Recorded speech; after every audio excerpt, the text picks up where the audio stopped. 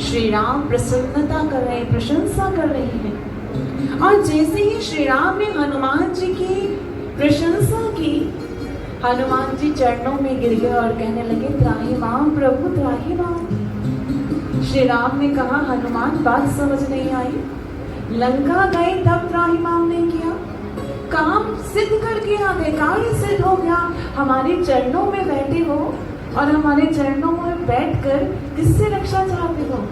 प्रभु, ये जो आप प्रशंसा कर रहे हैं ना, इससे रक्षा कीजिए। प्रभु, क्यों?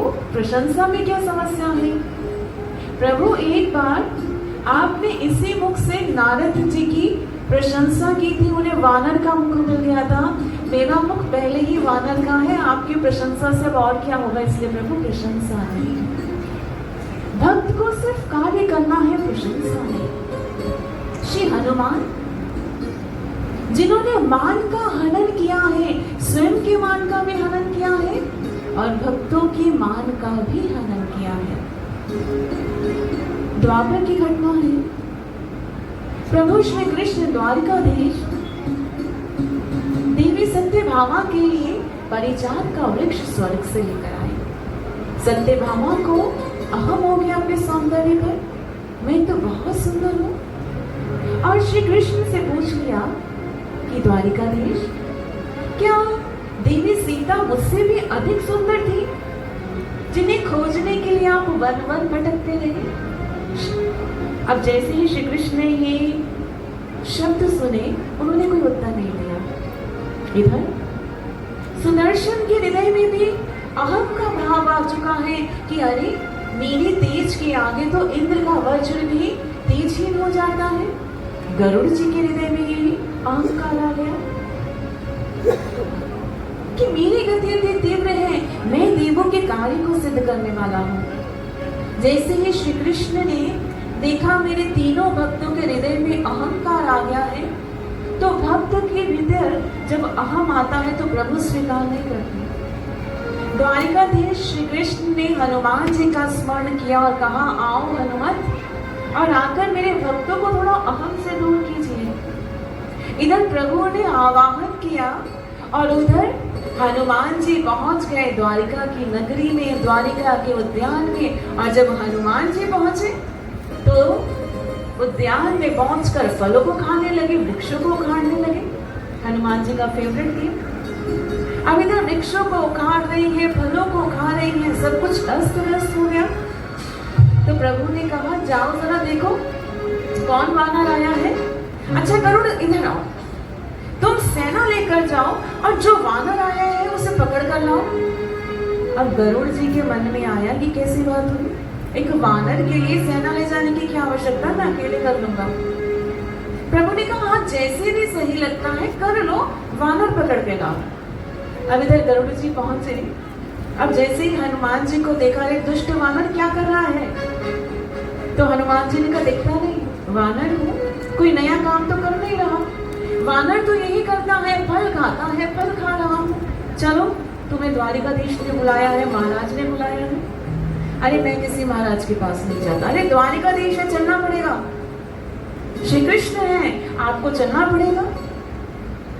इधर हनुमान जी ने कहा, मैं किसी के पास नहीं जाता। और जैसे ही गरुड़ जी ने अहम बढ़ाया, अरे मेरे को जानते हो मैं कौन हूँ, मैं गरुड़ हूँ, चलो। हनुमान जी ने कहा, तुम्हारी जैसी चिड़िया मैंने बहुत देखी है, अगर कोई बल है तो बताओ। अब गरुड़ जी को बहुत क्रोध आया और वो जैसे ही प्रहार करने के लिए हनुमान जी की ओर बढ़े, हनुमान जी ने अपनी पूंछ में गरुड़ जी को बांध लिया। हाँ, क्या कह रहे थे, कहाँ चलना है?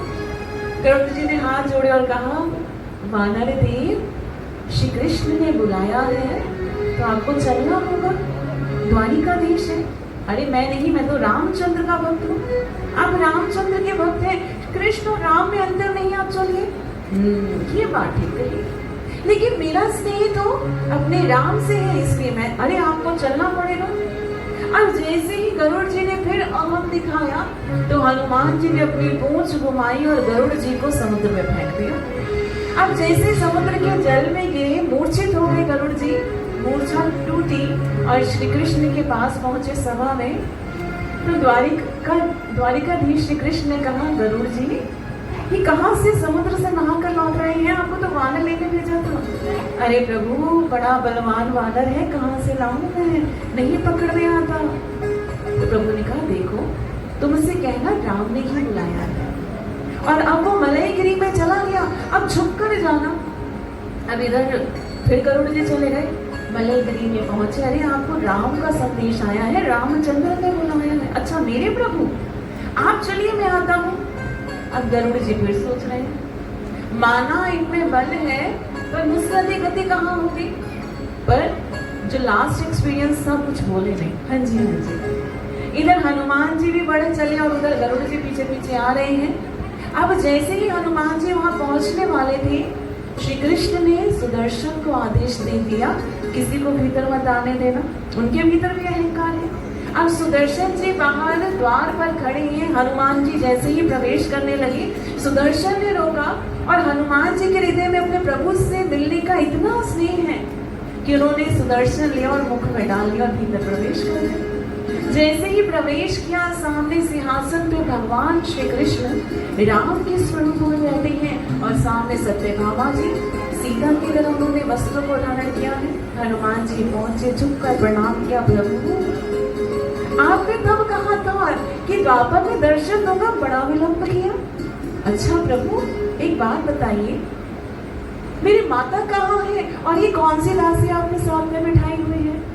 अब जैसे सत्यभामा जी ने ये सुना तो उनके भीतर जो अहंकार था कि मैं अधिक सुंदर हूँ वो भी विलीन हो गया और पीछे पीछे गरुड़ जी भी आ रहे हाँफते हाँफते। अरे वाह, ये तो वानर गति में भी बड़ा तीव्र है। जैसे ही वहां पहुंचे, श्री कृष्ण ने कहा तुम्हें आने में कोई समस्या तो नहीं हुई।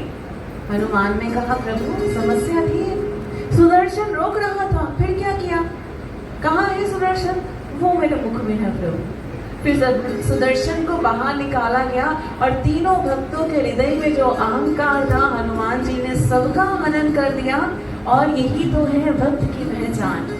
भक्त स्वयं भी अपने भीतर अहम नहीं रखता और दूसरों के भक्तों के हृदय में जो अहम है उसे समाप्त करता है। अहम बहुत बड़ी बाधा है। भक्त को अगर भक्ति करनी है तो उसे अपनी मैं को मिटाना पड़ेगा। मैं का भार लेकर प्रभु तक नहीं पहुंच सकते। ये अहम